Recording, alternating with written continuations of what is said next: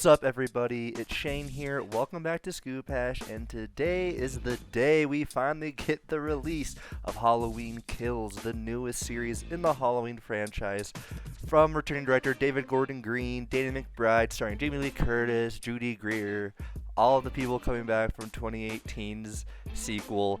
And if you don't know, I'm a huge fan of this franchise, so I could not be more excited about it.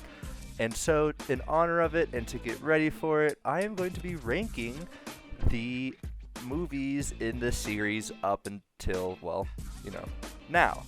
As of recording this video, I have not seen Halloween Kills, so it will not be included on the list, but I'm really hoping it's in the upper echelon. So we got 11 movies to get through.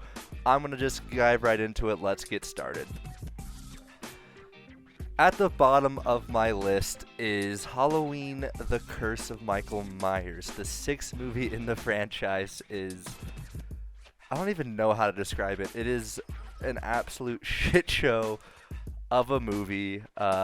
You have the Cult of Thorn, Michael Myers being this, evil god thing that is doing the bidding of the cult. You have this random fucking character from the first movie turning out to be the guy behind the whole thing. You have, Danielle Harris getting shafted and Jamie getting killed right away. You have an early young Paul Rudd giving a performance.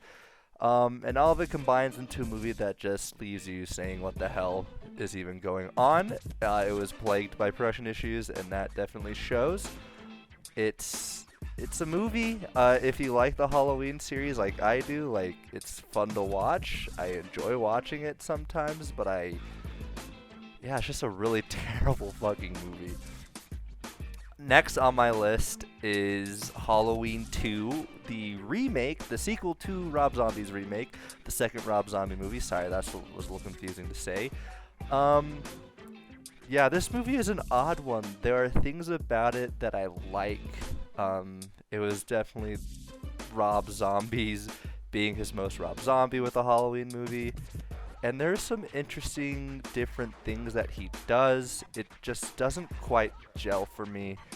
The movie spends far too much time having Michael Myers just kind of walking through the wilderness trying to get back to Haddonfield.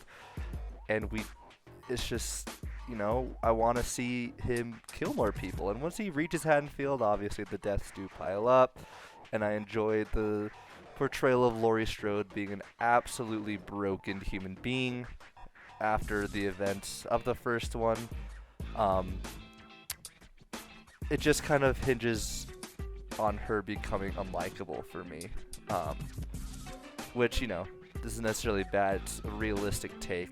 But yeah, the movie it swings too big and doesn't quite earn itself it doesn't pull it off.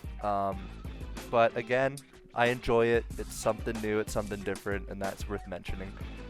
And then next on the list is Halloween Resurrection, and it might be a shocker to some people that this is not on the bottom of my list, because I would imagine this is what a lot of people would have as their bottom movie in the franchise. And yes, this movie is terrible.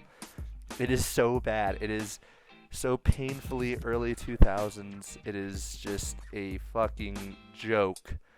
And yet, that's why I love it. It's just so bad that I find it so entertaining. You have, fucking Busta Rhymes saying trick or treat, motherfucker, and doing karate to fight Michael Myers. And then Laurie Strode gets killed at the beginning, which is stupid, and that's a whole dumb scene.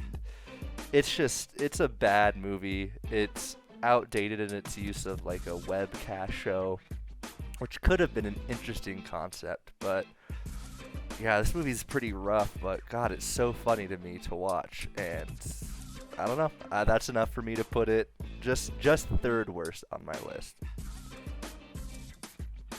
Up next, we have Halloween 5, The Revenge of Michael Myers. This is the second one that had Danielle Harris as Jamie, Michael's niece, and this movie is just painfully average to me. It's not bad enough to have it be amongst the ones I've just gone through, but it's also just missing something, and it's full of characters that are just really, really hard to like. And it also makes the mistake of retconning the really good, solid ending of Halloween 4, which I'll get to later on the list.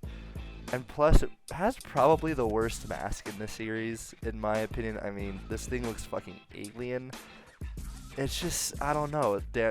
Jamie is mute for most of the movie. We're focusing on this girl, Tina, who's got an annoying boyfriend, and she herself is annoying.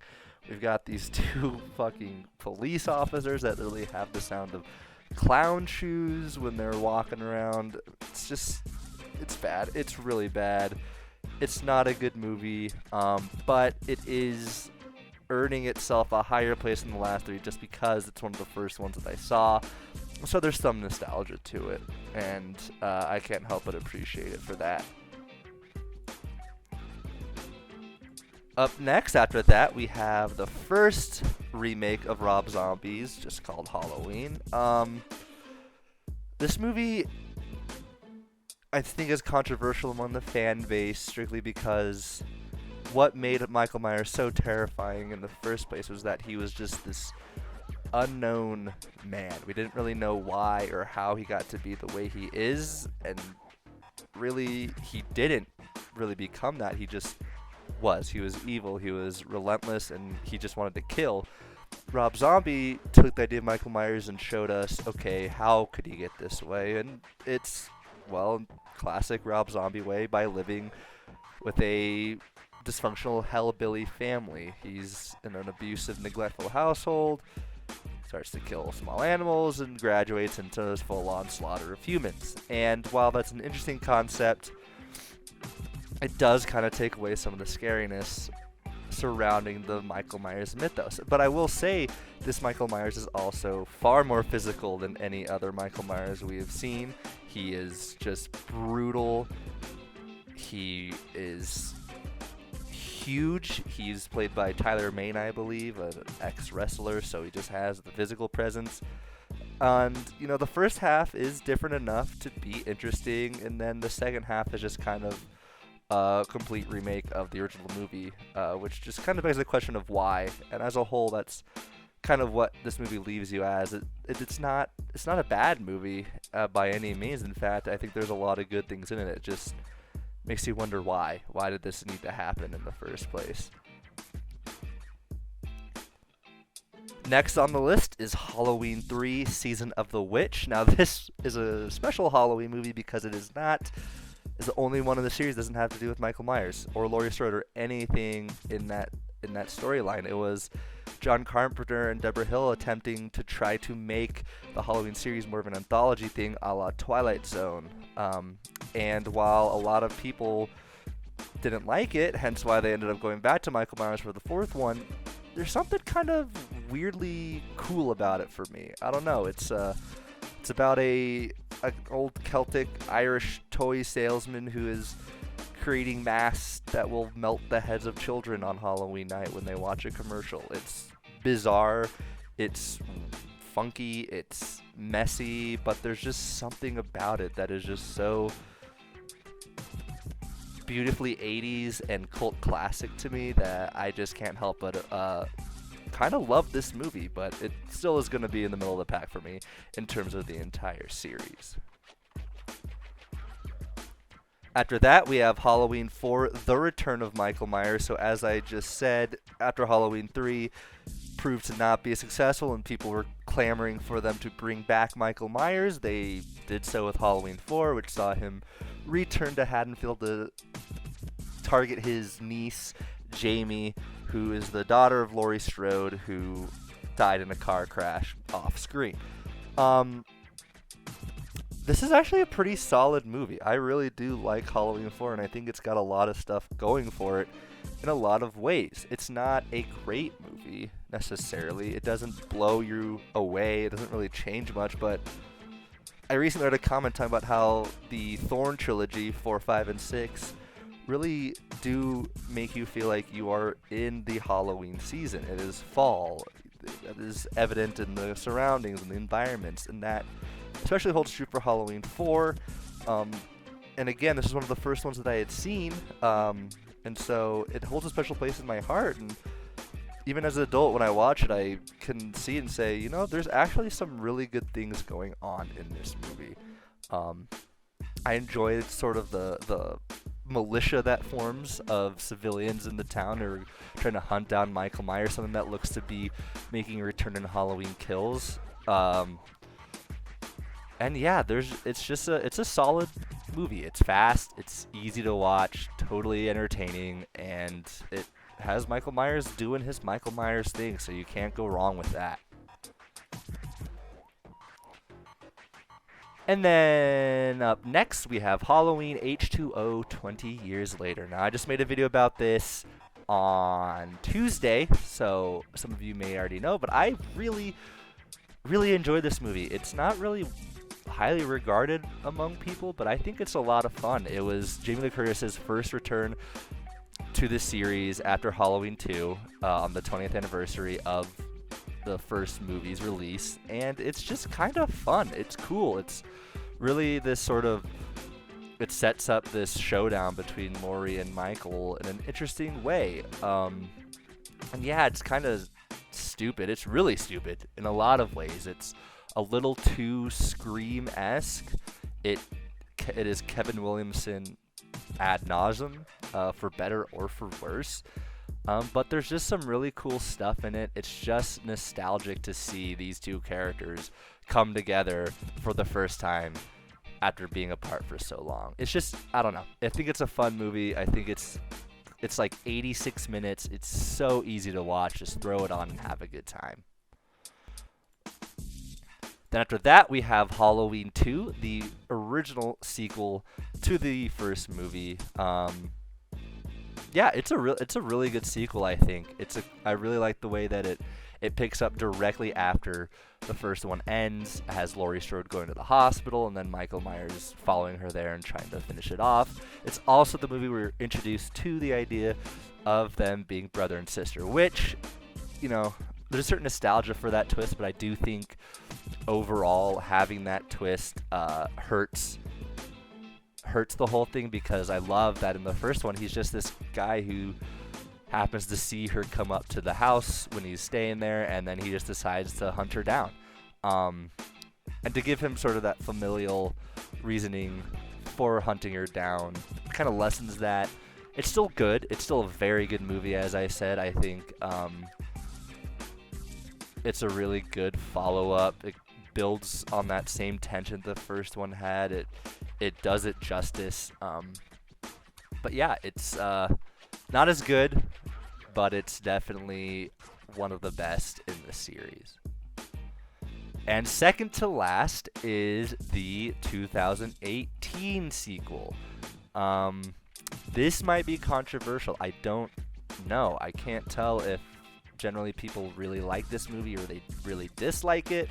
I love it. I think it is an absolutely fantastic way to follow up the original. Again, just like with H2O, it's just cool to see these two characters come back again, and Jamie Lee Curtis to return to the movie to tell a different story of a Laurie Strode who just could never get over it, never move on from Michael, and just lived her whole life getting ready to face him again. And I think that it does an incredible job of exploring trauma as it's passed down through families. You see that with Laurie passing it on to her daughter, who passes it on to her daughter, and all three women get to have their moment to overcome this trauma that's inflicted on them in various ways. And it's not in your face about it. It's super subtle, and I just think it's brilliantly done, and it's shot incredibly well. David Gordon Green and Dana McBride really knew what they were doing. They knew what the DNA of that first movie was all about and what made it so popular. And it's just, yeah, it's a great movie. I watch it every year now around Halloween along with the original. I can't stress enough how great I think this movie is. And so the top spot on the list, to no one's surprise, is Halloween from 1978. If you've been watching our channel for a while, I mean all the way back to last October, I made a series of videos talking about my favorite horror movies of all time, and Halloween is on there. It's such an incredible little film. I mean, it was made on a budget of nothing. It's a purely creative effort, and you feel that in every inch of it. It has very student film qualities about it, but that's just what I love about it. It's just these people who wanted to make a scary movie, and they did. It is simple. It is just Michael Myers walking around killing people, going after this group of babysitters and killing them. That's all it is, and it works so well. It's creepy. The score is iconic. The camera movements are perfect, and I can't gush enough about this movie. The original Halloween is a must-see for any horror fan or any movie fan for that matter. It is such a classic. I love it. I adore it, and there's just no way it could not have been the top spot on my list. So there you go. There are my rankings of the Halloween movies. I'm sure a lot of you probably have different rankings. I've seen a lot of different ones out there. So let us know in the comments how yours differs, how they're the same. But as always, just be kind to one another. Let's just have a nice discussion about it. If you enjoyed the video, please leave it a like. Subscribe to the channel and share it with anyone who you think would enjoy it. And as always, for all your movie news, rankings, and general bullshittery, check back in here with ScoopHash.